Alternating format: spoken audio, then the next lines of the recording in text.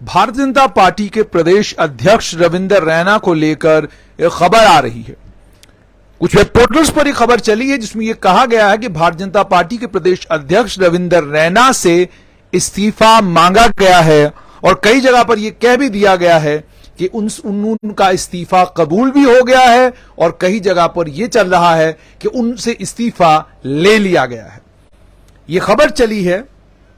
इस खबर के चलने के बाद स्ट्रेट लाइन ने जानने की कोशिश की कि क्या वाकई इस खबर में कोई सच्चाई है कि भारतीय जनता पार्टी के प्रदेश अध्यक्ष रविंदर रैना, जो कि लंबे समय से पार्टी के अध्यक्ष बने हुए हैं और इस समय पानीपत हरियाणा में एक बैठक चल रही है, जिस बैठक में भारतीय जनता पार्टी और राष्ट्रीय स्वयंसेवक संघ के लोग हैं और जम्मू कश्मीर भारतीय जनता पार्टी का प्रतिनिधित्व वहां पर प्रदेश अध्यक्ष रविंदर रैना और संगठन महामंत्री अशोक कौल कर रहे हैं।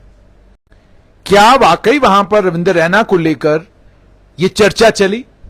अगर सूत्रों की माने तो वो ये कहते हैं कि संगठन में अलग अलग जगह पर यह बात चल रही थी कि एक लंबा समय रविंदर रैना को अध्यक्ष के तौर पर हुआ है और आने वाले कल में लोकसभा चुनाव है और लोकसभा चुनाव के लिए संभवतः रविंदर रैना जम्मू से भी प्रत्याशी हो सकते हैं और सिर्फ इतना ही नहीं बल्कि अनंतनाग से भी प्रत्याशी हो सकते हैं।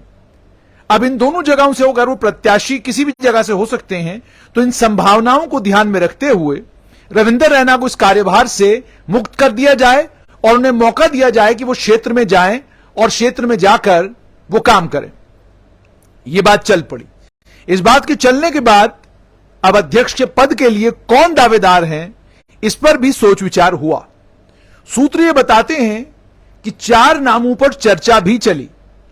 इनमें जुगल किशोर, जो इस समय जम्मू पुंछ लोकसभा क्षेत्र से मेंबर पार्लियामेंट है, उसके अलावा सुनील शर्मा जो इस वक्त महामंत्री हैं पार्टी के, उसके अलावा सुनील शर्मा के अलावा नाम आया कविंदर गुप्ता का और कविंदर गुप्ता के अलावा एक अन्य नाम भी, उस पर भी चर्चा हुई। लेकिन चर्चा के बाद यह बात आगे बढ़ी नहीं। जहां तक जुगल किशोर का ताल्लुक है वो पार्टी के प्रदेश अध्यक्ष रह चुके हैं। सुनील शर्मा इससे पहले कभी अध्यक्ष रहे नहीं, पहले भी एक मजबूत दावेदार थे, मजबूत प्रत्याशी थे, लेकिन उस समय भी आपको याद होगा कि उस समय भी केंद्रीय गृह मंत्री अमित शाह ने साफ कर दिया था कि जम्मू कश्मीर में रविंदर रैना की अगुवाई में ही असेंबली के चुनाव भी लड़े जाएंगे और लोकसभा के चुनाव भी लड़े जाएंगे। उसके चलते जब रविंदर रैना को एक्सटेंशन मिला उस समय भी संभावनाएं यही थी कि शायद रविंदर रैना को सुनील शर्मा से बदला जाए, क्योंकि उनका 2 साल का अपना कार्यकाल खत्म हो चुका था। उस कार्यकाल के खत्म होने के बाद संभवतः पॉसिबिलिटी यह भी थी कि शायद उन्हें हटाया जाएगा, उनकी जगह किसी और को लाया जाएगा, लेकिन ऐसा नहीं हुआ। वो कंटिन्यू किया उन्होंने और अभी भी पार्टी के प्रदेश अध्यक्ष बने हुए हैं। अब जब ये खबर सुबह आई तो हमने कहा कि बीजेपी की जो वरिष्ठ नेता है उनसे बात की जाए, उनसे मालूम किया जाए क्या इसमें कोई सत्य है। तो वरिष्ठ नेताओं ने यह कहा कि हां, जरूर किसी न किसी जगह पर चर्चा जरूर हुई कि भाई प्रदेश अध्यक्ष को एक लंबा समय हुआ, उसके बाद अगर उन्हें लोकसभा के चुनाव में उतरना है या उनको प्रत्याशी बनाकर उतारा जाना है तो उन्हें इस पदभार से हटाया जाना चाहिए ताकि वो अपने क्षेत्र में कंसंट्रेट कर सके और चुनाव के लिए तैयारी कर सके। लेकिन उसके बाद ये कि जिस तरह का भवंडर और जिस तरह का बवाल जम्मू कश्मीर में कट रहा है, यानी जिस तरह की परेशानियां जम्मू कश्मीर, परिस्थितियां जम्मू कश्मीर में है, आम आदमी सरकार से नाराज है। और आप ये भी जानते हैं कि जब आप सत्ता में होते हैं तो नाराजगियां संभव भी हैं और नाराजगियां होती भी हैं।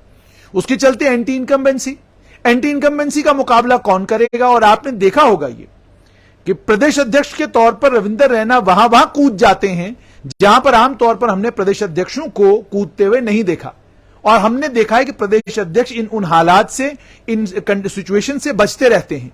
यानी मान लीजिए कहीं पर धरना चल रहा है तो प्रदेश अध्यक्ष वहां नहीं जाएगा, क्योंकि उसको पता है कि धरने में जाऊंगा, गुस्सा होगा, नाराजगी होगी, लोग मेरे मुंह के ऊपर आकर नारे मार सकते हैं और धक्कम धक्का हो सकती है, कुछ भी हो सकता है। और उसके बाद आप ये भी जानते हैं कि नेताओं में ईगो बहुत ज्यादा होता है। कहीं धक्कम धक्का हो जाए तो उसके बाद गालम गलौज शुरू हो जाती है, गालम गलौज के बाद ट्विटर के ऊपर हंगामा शुरू हो जाता है, फिर लोग कहां कहां तक उन चीजों को स्ट्रेच करके ले जाते हैं वो आप जानते हैं।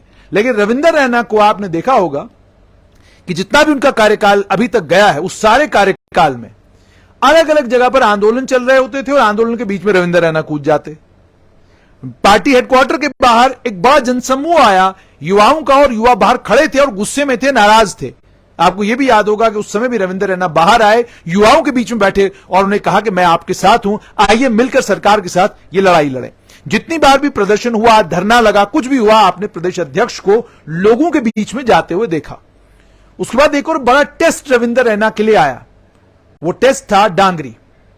डांगरी में लोगों में जबरदस्त गुस्सा, जबरदस्त नाराजगी, और लोग जो हैं उस समय उग्र प्रदर्शन करने की ओर अग्रसर थे। 7 लोग शहीद हो चुके थे और इस माहौल के बीच में रविंदर रैना डांगरी पहुंचते हैं। धक्कम धक्का भी रविंदर रैना के साथ हुई, लेकिन उसके बाद रविंदर रैना ने पूरे उस समूह को इस तरीके से संभाला और माहौल इस तरीके का कर दिया कि जिस समय लेफ्टिनेंट गवर्नर, उपराज्यपाल मनोज सिन्हा वहां पर पहुंचे तो वो लोगों से भी बात कर पाए, और जिन परिवारों के साथ ये हादसा हुआ था, जिन परिवारों को आतंकियों ने निशाना बनाया था, उन परिवार के लोगों के साथ भी संवाद कर सके। अब ये हालात मैं इसलिए आपको बता रहा हूं क्योंकि यही हालात हैं जिन हालात के चलते लोगों में गुस्सा है, लोगों में नाराजगी है। अलग अलग तरीके से आप इस गुस्से, उस नाराजगी को लोगों को उसका इजहार करते हुए देखेंगे। अब जब हमने आज पूछा कि क्या वाकई प्रदेश अध्यक्ष रविंदर रैना का इस्तीफा मांगा गया है या इस्तीफा उन्होंने दिया है, तो पता चला कि यह बिल्कुल बेबुनियाद खबर है। ना किसी ने इस्तीफा मांगा है और ना ही किसी ने अभी तक इस्तीफा दिया है। अगर इस्तीफा देने की कोई भी बात होगी और उसकी पुष्टि किसी भी जगह से हमें होगी तो स्ट्रेट लाइन आपके साथ जरूर शेयर करेगा। और दूसरा मसला सबसे बड़ा ये कि इस समय आप ये भी जानते हैं कि पहाड़ी कबीला के लोग एसटी स्टेटस की मांग कर रहे हैं और इंतजार कर रहे हैं। और उसके बाद आपने ये भी देखा होगा कि भारतीय जनता पार्टी के प्रदेश अध्यक्ष के तौर पर कश्मीर में जिस तरीके से महामंत्री सुनील शर्मा की अगुवाई में जो कुछ काम हो रहा है, उस काम के चलते जब प्रदेश अध्यक्ष वहां जाते हैं तो आप उनको दूर दराज के इलाकों में लोगों के बीच में पाते हैं, यानी वहां भी वो संवाद करने की कोशिश करते हैं।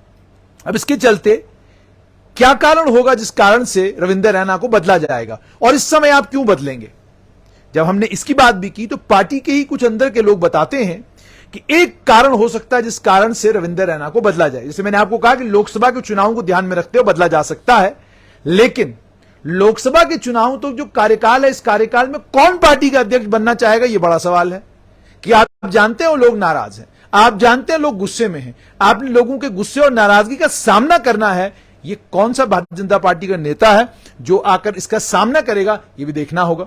और उसके बाद दूसरा, जैसे मैंने आपको कहा कि बीजेपी की इस समय जो पानीपत में मीटिंग चल रही है, इसमें जम्मू कश्मीर, पंजाब, हरियाणा, हिमाचल और दिल्ली 5 राज्यों के ऊपर 5 राज्यों को लेकर जो है इस समय बातचीत चल रही है। 5 राज्यों के ऊपर जो है इस समय बैठक हो रही है और बैठक में रूपरेखा तय की जा रही है कि किस तरीके से इन राज्यों में आगे बढ़ा जाए।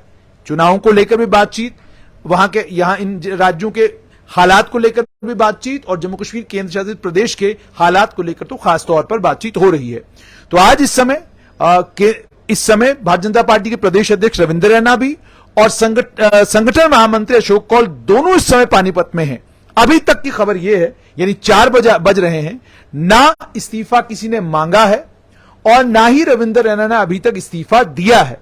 अगर कोई भी ऐसी खबर आएगी आपके साथ जरूर साझा करेंगे, लेकिन फिलहाल खबर यही कि भारतीय जनता पार्टी के प्रदेश अध्यक्ष रविंदर रैना बने रहेंगे। अभी तक उनको बदलने को लेकर जो कुछ कहा जा रहा है वो तथ्यों के आधार पर नहीं है। केंद्रीय गृह मंत्री अमित शाह रविंदर रैना को 2024 लोकसभा चुनाव तक बीजेपी जम्मू कश्मीर का अध्यक्ष चाहते हैं, लेकिन अगर संगठन या भारतीय जनता पार्टी या भारतीय जनता पार्टी के अध्यक्ष, राष्ट्रीय अध्यक्ष चाहें कि रविंदर रैना को बदला जाए तो संभवतः बदला भी जा सकता है। और बदला क्यों जाएगा वो कारण भी मैंने आपको बता दिया।